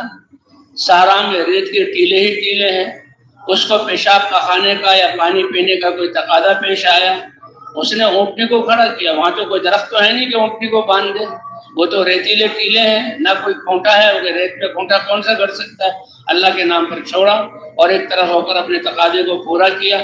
جب واپس آیا تو اونٹنی ہے ہی نہیں، اور جو صحرا ہوتے ہیں وہ تو میلوں صحرا ہوتے ہیں، موت کے علاوہ اور روح کے عالم کے علاوہ کچھ ہوتا ہی نہیں۔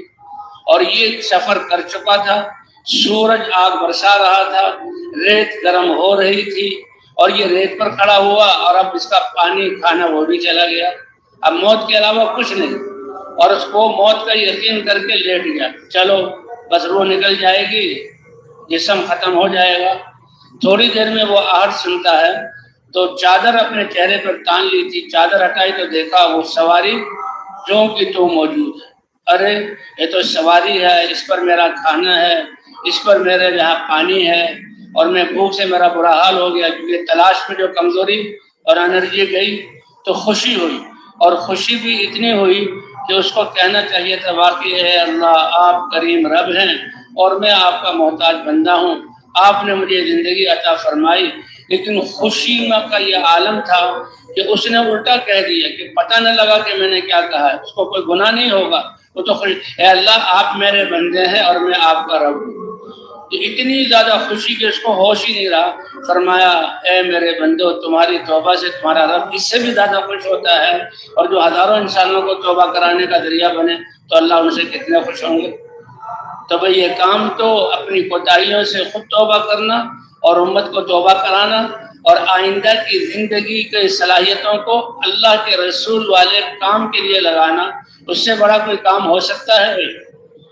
جس کام کے فکر کے لیے اللہ کے رسول نے اپنی زندگی لگائی اور فرما رہے ہیں کہ میری بار بار مجھے زندگی ملے اللہ کے دین کی، میرا دل ہر جماعت جس کو اللہ کے راستے میں بھیجو میرا دل چاہتا ہے میں اس کے ساتھ نکلوں، لیکن جو میرے بیمار صحابہ اور جو سواری یا مال کے نہ ہونے کے ٹھہر جاتے ہیں ان کی دلداری کے لیے میں رکتا ہوں کہ وہ تو کہیں گے بھئی یہ مال والے استعداد والے یہ تو ہر دفعہ اللہ کے راستے میں جاتے ہیں اور اللہ کا رسول بھی ان کے ساتھ جاتا ہے اور مدینہ خالی رہ جاتا ہے، تو ان کے دل پر زیادہ گرانی ہوگی۔ لیکن وہ جب دیکھیں گے کہ بھی اللہ کا رسول تو مسجد نبوی میں موجود ہے تو ان کو ڈھارس بندھے گی اور ان کے دل کو خوشی ہوگی کہ ان کی وجہ سے میں رکتا ہوں، ورنہ اللہ کے راستے میں نکلنا تو اتنا عظیم ہے۔ ہر نکلنے والی جماعت کے ساتھ میں نکلوں اور اللہ کے راستے میں جہاد کروں اور مجھے شہادت نصیب ہو اور مجھے پھر زندگی ملے اور پھر میں اپنی زندگی کو اللہ کے دین کے لیے قربان کر دوں۔ اللہ ہی کے رسول صلی اللہ علیہ وسلم کے ارشاد کی وجہ سے آج اس دین کو زندہ کرنے کے لیے ہم سے آج وقت کی قربانی مانگی جا رہی ہے، اعمال کی اہتمام کی قربانی مانگی جا رہی ہے، تاکہ اللہ تعالیٰ پھر وہی دنیا کو امن کا گہوارہ بنا دیں اور اعمال کی فضائیں بنا دیں، مسلمان تقوی والی زندگی والا بنے اور اس تقوی والی زندگی کو لے کر 5 ارب کفار جو جہنم کی طرف جا رہے ہیں اور دنیا میں پریشانی کی زندگی، دنیا کو جنت بنانے کی کوشش کی، یہ محلات تو بنا لیے، سڑکیں تو شیشے والی بنا دی اور سوئی سے لے کر ہیلی کاپٹر اور گاڑیوں تک تو اپنے گھروں میں رکھ لیا، لیکن دل کا اطمینان کہاں سے لائیں گے؟ دوائی کا حاصل ہونا اور چیز ہے اور دوائی سے شفا کا مل جانا اور چیز ہے۔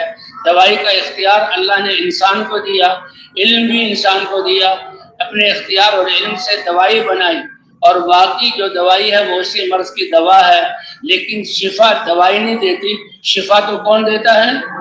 اب شفا کون دے گا؟ کھانا تو جمع کر لیا، کھانا بھی اللہ نے پیدا کیا، لیکن کھانے سے بھوک دور نہیں ہوتی۔ کھانا کس کے امر سے بھوک دور ہوتی ہے؟ ایک جول بقر کی بیماری ہے کہ انسان کھا کھا کے پیٹ پھول جاتا ہے اور اس کا پیٹ نہیں بھرتا، اللہ دکھا دیتے ہیں کہ دیکھو گنجائش نہیں رہی، ابکائیاں آ رہی ہیں، پیٹ پھول گیا ہے، پیٹ کے پھولنے کی سے درد چیخیں مار رہا ہے لیکن بھوک دور نہیں ہو رہی۔ استسقاء کی بیماری ہے کہ پانی پر پانی پی رہا ہے، پیٹ پھول رہا ہے، پسینہ نکل رہا ہے لیکن پیاس نہیں بجھ رہی۔ تو اس لیے پانی ایک مخلوق ہے، پانی میں جو صفت رکھی ہے پیاس کو بجھانے کی، اللہ اکبر، یہ روزے والے اس کے قدر جانتے ہیں۔ گرمیوں کے روزے رکھ کر اور جب افطاری کے وقت میں صرف خالص ٹھنڈا پانی ہی پیتے ہیں تو کیسے وہ پانی ان کے حلق میں اترتا ہے اور رگوں میں پہنچتا ہے اور جسم میں ٹھنڈک نصیب ہوتی ہے، اور اگر برف ہو تو اور مزہ، دودھ ملا ہوا ہو تو اور مزہ، اور تھوڑا سا اس میں میٹھا ملا ہوا تو وہ اور مزہ۔ کہتے ہیں روزے داروں کو حقیقت میں پتہ لگتا ہے کہ پیاس کا بجھنا یہ اللہ کی کتنی بڑی نعمت ہے۔ جیسے انگوروں کھانوں کی قیمت ان مالداروں سے نہ پوچھو کہ جن کو کھا کھا کے ابکائیاں آتی ہیں، اس کی لذت تو ان غریبوں کو پتہ ہے جو کبھی کبھی ان کو یہ کھانا ملتا ہے، وہ ان کو لذت کا، یہ تو بیچارے کھا کھا کر ان کا پیٹ بھی بھرا ہوتا ہے، ابکائیاں آ جاتی ہیں۔ تو بہرحال بھی اللہ تعالیٰ کا یہ انعام ہے، اللہ نے ہمیں حضرت محمد صلی اللہ علیہ وسلم والی وہ محنت جس میں سارے انسانوں کی بھلائی، کہ ہم اللہ کی طرف بلاتے ہیں اور انسانوں کو، مسلمانوں کو اللہ کے احکام پر کھڑا کرتے ہیں۔ تقوی والی زندگی، تقوی کیا ہے کہ انسان کسی بڑے فنکشن اور کسی بادشاہ کے پاس جانے کے لیے سر کی ٹوپی اور پگڑی سے لے کر پاؤں کے جوتوں تک پورے جسم کو خوبصورت اور اچھا بنا کر پیش ہوتا ہے۔ تو تقوی بھی یہ ہے کہ اللہ کے سامنے پیش ہونے کے لیے زندگی کے سارے لمحات اور اس کے احکام کو لے کر انسان اللہ کے سامنے پیش ہو۔ اگر انسان نے کسی سے پوچھا نہیں اور اپنے جو ہے آپ کو شیشے میں دیکھا نہیں لیکن اچھے کپڑوں میں چلا گیا، لیکن بعد میں پتہ لگا کہ اس کے تو ماتھے پر کالک لگی ہوئی تھی، اس کی تو ناک پر رینٹ لگا ہوا تھا، اس کے تو داڑھی میں رال ٹپک رہی تھی، تو اس کو کتنا بڑا افسوس ہوگا کہ میں نے اپنے آپ کو پہلے سے تیار کیوں نہیں کیا۔ تو اس سے زیادہ کہیں وہ شرمندہ ہوں گے جو گناہوں کی سیاہی کو لے کر اللہ کے دربار میں پیش ہوں گے۔ اس لیے تیاری کرانا کہ دنیا میں آسائشیں پورا کرنے کے لیے نہیں بلکہ اللہ کے دربار میں حاضر ہونے کے قابل اپنے آپ کو بنانا۔ اور اللہ نے فرما دیا نہ تمہاری شکلوں کو دیکھوں گا، یہ میں نے بنائی، یہ تو میرا عمل ہے۔ کہتے کسی کو کسی شکل پر تانا دینا، تمہاری کیا شکل ہے، تم ایسے ہو، تم ویسے ہو، یہ اللہ پر اٹیک کرنا ہے۔ اس آدمی نے کوئی اپنی شکل خود بنائی ہے یا اس نے رنگ یہ خود دیا ہے؟ فرمایا نہ تمہاری صورتوں کو دیکھتے ہیں، یہ اللہ نے۔ اور دنیا کا نظام چلانے کے لیے اللہ نے مال کو بھی تقسیم کیا، سب کے سب برابر مال والے ہوں تو پھر دکانوں میں کون بیٹھے گا، پھر دفتروں میں کون آئے گا، اور پھر جو ہے لوگوں کے لیے مزدوری کون کرے گا۔ اردو میں ایک مثال ہے، تو راجا میں رانی، کون بھرے گا پانی، چلو بھائی، جب پانی نہیں آئے گا تو زندگی کیسے چلے گی؟ تو یہ اللہ نے مالوں کو تقسیم کیا اور جو ہے عہدوں کو تقسیم کیا دنیا کا نظام چلنے کے لیے، لیکن دنیا کی زندگی جو اللہ نے دی ہے آخرت کی تیاری کے لیے۔ اس لیے حضور صلی اللہ علیہ وسلم نے حضرت معاذ کو بھی سے پہلے عرض کیا گیا ایاک والتنعم، اللہ کی دی ہوئی صلاحیتوں کو دنیا کو خوشگوار بنانے کے لیے نہ کرنا، ان صلاحیتوں کو آخرت کو خوشگوار بنانے کے لیے لگاؤ۔ آخرت کیسے خوشگوار بن جائے؟ آخرت کا سرمایہ 60-70 سال کی زندگی، بالغ ہونے سے لے کر موت تک سارے اللہ کے احکام پورے ہوں۔ کہتے ہیں وہ جوان جس کی جوانی اللہ کی اطاعت میں گزری ہو، وہ بادشاہ جس نے عدل قائم کیا ہو، وہ دو مسلمان جو آپس میں اللہ کے لیے جمع ہوتے ہوں اور اللہ کے لیے جدا ہوتے ہوں، اور وہ مسلمان جس کا دل مسجد سے اٹکا ہوا ہو، اللہ تعالیٰ قیامت میں اپنے عرش کے سائے میں ممبروں پر بیٹھنے کا اعزاز بخشیں گے۔ سبعۃ، 7 آدمی قسم کے آدمی ہوں گے، یظلھم اللہ فی ظلہ، اللہ اپنے عرش کا سایہ عطا فرمائیں گے، یوم لا ظل الا ظلہ، اس سائے کے علاوہ کوئی جگہ نہیں، زمین تانبے کی ہوگی اور سورج جو کروڑوں میل دور ہے اس کی تپش سے آج ہم بے چین ہو جاتے ہیں، سوا نیزے پر ہوگا۔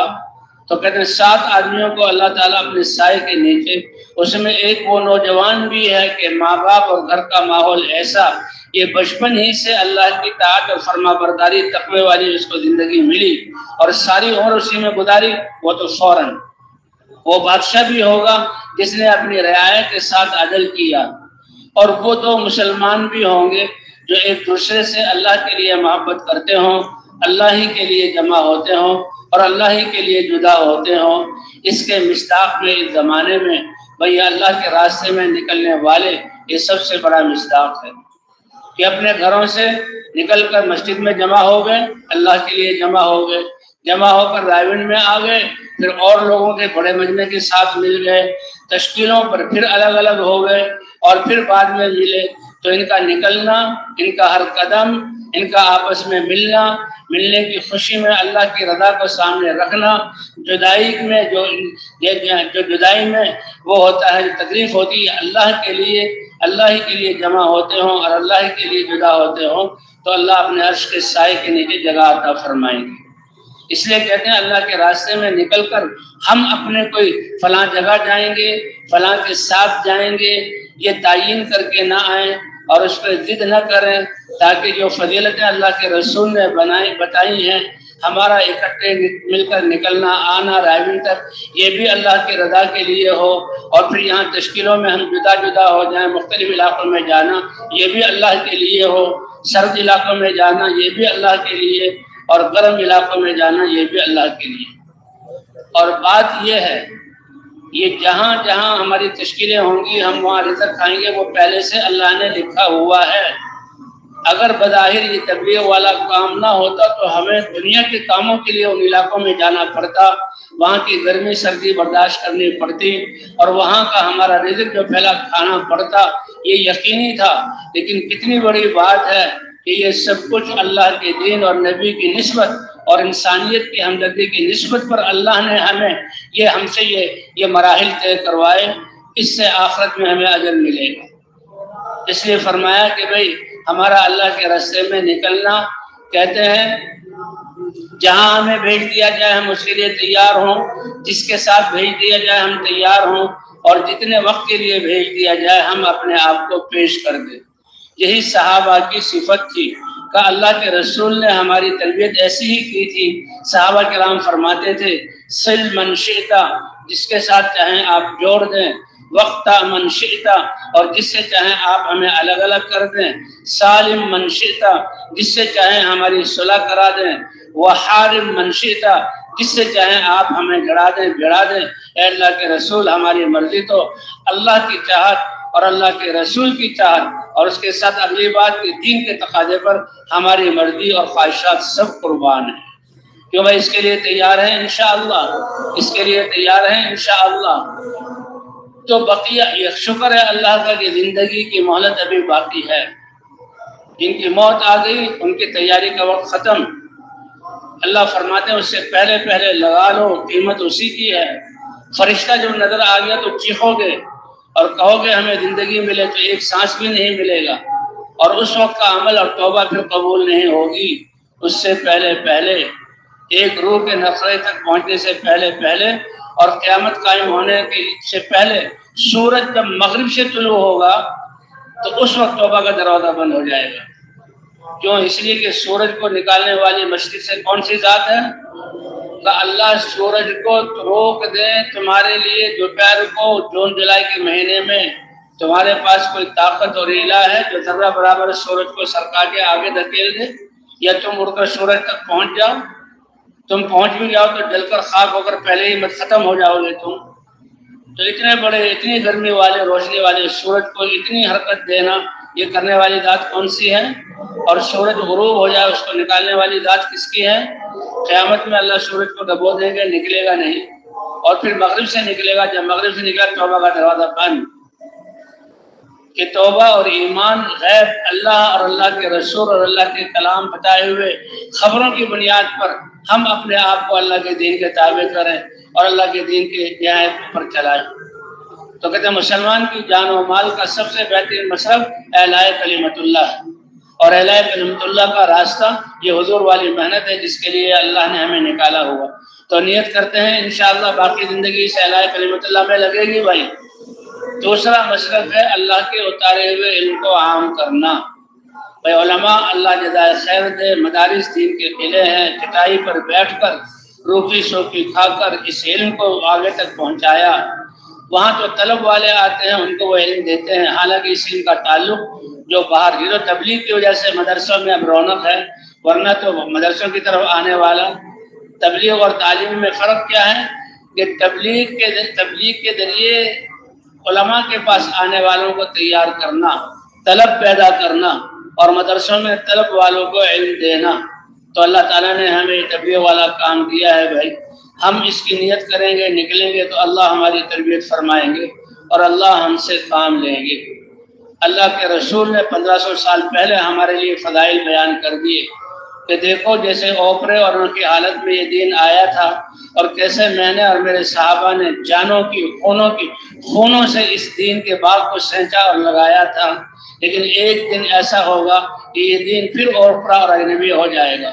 حضور آئے تو وہ کافر تھے، ان کے لیے اجنبی اور اوپرا تھا، اور جو حضور خوشخبری دے رہے ہیں بتا رہے ہیں کہ وہ مسلمانوں میں اوپرا، سب مسلمان ہیں، مسجدیں خالی ہیں، سب مسلمان ہیں، اور ان کے پڑوس میں مالوں کے ڈھیر لگے ہوئے ہیں بعضوں کے پاس، اور پڑوس میں بچے بھوک کی وجہ سے بلبلا رہے ہیں. سب مسلمان ہیں, کوئی کسی کا خیال کرنے والا نہیں ہے. خود اتنے اچھے اچھے کپڑے کا یہ دین اپنوں ہی میں بیگانہ ہو جائے گا. اللہ کے عبادتیں چھوڑ دی جائیں گی, عوامر جہاں چھوڑ دیے جائیں گے, معاشرت جہاں نکل جائے گی, اور انسانوں کی خدمت. فرمایا فطوبی للغرباء, لیکن اللہ تو رب ہیں. جیسے جسمانی غذا کے لیے زمینوں سے غلے اگاتے ہیں, ایسے روحوں کی تربیت اور اس کی غذا کے لیے اللہ محنت کو چالو فرمائیں گی. یہ دعوت کبھی بھی پوری ختم ہو گئی اور ایسا نہیں ہوا. تعلیم اور مشائخ کی شہرت میں چھوٹے چھوٹے علاقوں میں چلتی رہی, جس کی وجہ سے دین محفوظ ہے. لیکن ذمہ داری تو اس امت کی پوری انسانیت کی تھی. عمومی فضائیں بدل گئی. آج اللہ نے پھر دوبارہ عالمی سطح پر تبلیغ کی صورت میں ہمیں یہ محنت عطا فرمائی اور اس کو وجود عطا فرمایا. اور یہ مجمع کا آنا یہ دلیل ہے کہ کیسے آج بھی اس محنت کے ذریعے سے اللہ نے پوری امت کو جوڑ دیا ہے. لیکن بھئی جہاں پہنچنا ہے وہ بہت ابھی تک میدان محنت کے باقی ہیں. یہ ہمارے لیے خوش قسمتی اور ہماری کمائی کا ذریعہ ہے. جب دین کی فضائیں عام ہو جائیں پھر وہ قیمت نہیں رہے گی. اتنی لڑائیاں ہوں گی, اتنی خون ریزی ہوگی, دنیا کی اتنی بے رغبتی کہ سونے کے ڈھیر پڑے ہوں گے اور لوگوں کے دلوں میں سونے کی رغبت ہی نہیں رہے گی. زکوٰۃ دینے والا زکوٰۃ دے کر پھرے گا لیکن کوئی مال قبول کرنے والا ہوگا ہی نہیں. تب قدر جب تک ہے جب تک کہ قربانیوں کے نقشے ہیں اور لوگ اس سے دور جا رہے ہیں, تو ہماری قربانیوں کے فطوبی للغرباء خوشخبری اور مبارکبادی اور 7 مرتبہ توبہ درجے کی کہ جو آخر میں جو ہے اس دین کی محنت کو کریں گے. اے اللہ کے رسول, ان کی مہم اور کام اور مقصد کیا ہوگا کہ دین میں جو کمی آئی ہے اس کے لیے قربانی کریں گے. جیسے اللہ کے رسول صلی اللہ علیہ وسلم کہہ رہے ہیں کہ ہر جہاں جماعت کو جو میں بھیجوں, میرا دل چاہتا ہے میں اللہ کے راستے میں جاؤں اور جا کر کیا کروں کہ میری گردن تن سے جدا ہو جائے. اللہ کے رسول اپنی زندگی کو پیش کر رہے ہیں, اور یہی بات حضرت ابوبکر صدیق نے کہی کہ یہ ہو نہیں سکتا کہ میری زندگی سلامت رہے اور اللہ کے دین میں ذرہ برابر کمی آ جائے. میں اپنے آپ کو پیش کروں گا, نکلوں گا اور نکالوں گا, یہاں تک کہ یا تو میری گردن کٹ جائے اور میں پھر موت آ جائے, کام کرنے کے قابل نہیں رہوں, یا یہ کہ پھر اللہ تعالیٰ دین کو زندہ کر دے. اور بھئی یہی نیت اور یہی عزم ہمارے لیے ہے کہ ہم بھی نیت کریں, اے اللہ بقیہ زندگی تیرے کلمے کو بلند کرنے کے لیے اور صلاحیتیں اس کام پر لگانے کے لیے, اے اللہ کرتے کرتے مر کر تیرے دربار میں پیش ہو جائیں. تو کون اس کو اس کی نیت کرتا ہے بھائی, اپنے ہاتھوں کو اٹھائیں کہ نیت سے ہی اللہ کے ہاں ہم قبول ہو جائیں گے. کتنی بڑی بات ہے. کسی دنیا کے دفتر, کسی حکومت کے پاس جاؤ, لیکن میں نے آپ کے ادارے میں خدمت اور جہاں سروس کرنے کا ارادہ کیا ہے, نیت کرنے کا, تو کہیں جاؤ کام کرو. ایک کی جگہ 100 ہمارے پاس آ رہے ہیں, ہمارے پاس سیٹ ہے ہی نہیں. اور قربان جائیں اللہ کی رحمت کے نیت کرنے سے اللہ کی طرف سے اجر شروع ہو جاتا ہے. اب حقیقی طور پر جب نکل جائیں پھر تو اللہ کی طرف سے انعام کی بارش. تو بھائی اللہ جب ہم نے اس نیت کو کیا ہے, اب یہ بقیہ زندگی اور صلاحیتیں اللہ کے کلمے کو بلند کرنے کے لیے اور تقوی کی زندگی اختیار کر کے امت کو اس محنت پر کھڑا کرنے کے لیے, اور یہ 5 ارب انسانیت جو اللہ کو نہیں پہچانتے دنیا کے لیے صلاحیتیں لگا کر ناکام ہو کر جا رہے ہیں. کیونکہ اللہ اور اللہ کے رسول نے بتایا کہ یہ دنیا میں سب کچھ لگا رہے ہیں لیکن سب سے زیادہ گھاٹے میں ہے, کیونکہ لگانے کی قیمت جو اللہ کے دربار میں اللہ کی رضا اور جنت کی صورت میں جو بدلہ ملے گا ان کو کچھ نہیں. یہ کہ ہائے افسوس, زندگی بھی لگائی, سارا سرمایہ بھی لگایا, لیکن تخت اور تنکے کے برابر ہمیں کوئی فائدہ نہیں ہوگا. قل هل ننبئکم بالاخسرین اعمالا الذین ضل سعیہم, یہ بیکار نہیں تھے لیکن رہبری نہ ہونے کی وجہ سے, مسلمانوں کی کوتاہی کی وجہ سے, دنیا ہی کو سب کچھ سمجھ کر اور دنیا کی راحتوں کو اصل جان کر ساری زندگی کا سرمایہ, جسمانی طاقت اور سمجھ کی صلاحیت اور مالوں کی صلاحیت دنیا بنانے میں لگا دی. حالانکہ صلاحیتیں لگانے کی وجہ سے دنیا کا ایک ذرہ بھی ان کو زیادہ نہیں ملا, وہ تو اللہ نے پیدا کرنے سے پہلے ان کے لیے لکھ دیا تھا اور نہ کسی نے ان کے لیے لکھے ہونے کے ایک ذرے کو ان سے چھینا ہے، وہ تو پورا پورا ان کو مل گیا، لیکن زندگی برباد ہو گئی۔ یہ ہیں سب سے زیادہ محنت کرنے کے باوجود بھی گھاٹے میں جانے والے، اور وہ جو محنت ہی نہیں کر رہے تو پھر ان کے کیا کہنا۔ اللہ نے ہمیں کتنی بڑی ذمہ داری اور کتنا بڑا احسان حضور صلی اللہ علیہ وسلم کی محنت کی صورت میں دیا ہے، اللہ تعالیٰ اس کے قدر کرنے کی توفیق عطا فرمائے۔ تو اس کا تقاضا کیا ہے کہ پچھلی کوتاہی پر تو ہم اللہ سے مانگے معافی، اور امت کے لیے بھی استغفار کریں، اے اللہ جس ناقدری سے یہ امت اس کام سے محروم ہے معاف فرما، اور آئندہ کے لیے عزم کریں کہ زندگی کا ہر لمحہ اور اللہ کی دی ہوئی طاقت کی ہر صلاحیت اور مالی ذریعے اے اللہ سب کے سب کو تیرے کلمے کو بلند کرنے کے لیے، تیرے بندوں کو آپ کی طرف بلانے کے لیے اور آخرت کی تیاری پر لگانے کے لیے خرچ کریں گے، تو ان لوگوں کو اللہ قبول کریں گے اور ان کی محنت کو ہدایت کا ذریعہ بنائیں گے۔ تو کون کون تیار ہے بھائی اس کے لیے؟ کون کون تیار ہے؟ ماشاء اللہ، اے اللہ دلوں میں نیت ہوئی اور اس کا ہاتھ اٹھا کر کے ہم نے اظہار کیا، اے اللہ آپ اپنی شان کے مطابق قبول فرما کر اے اللہ ہماری تربیت فرما دیں اور موت تک اس کام میں لگے رہنے کی توفیق عطا فرما۔ تو اس کی بھائی ابتدا ایسے ہو کہ اس مجمع میں سے جن ساتھیوں کے 4 مہینے نہیں لگے، وہ آئے تھے کسی کو چھوڑنے کے لیے، کسی سے ملنے کے لیے، آئے تھے چلے کے لیے، وہ تو اپنے آپ کو 4 مہینے کے لیے پیش کر دیں اور اللہ کو دکھلا دیں کہ اے اللہ پیچھے ہماری بھول ہوئی معاف فرما، اور آئندہ کی زندگی کے لیے ہم 4 مہینے دیتے ہیں، اس محنت کو سکھا دیں اور اس محنت پر جمع کر موت تک ہمیں اس محنت کی توفیق عطا فرما۔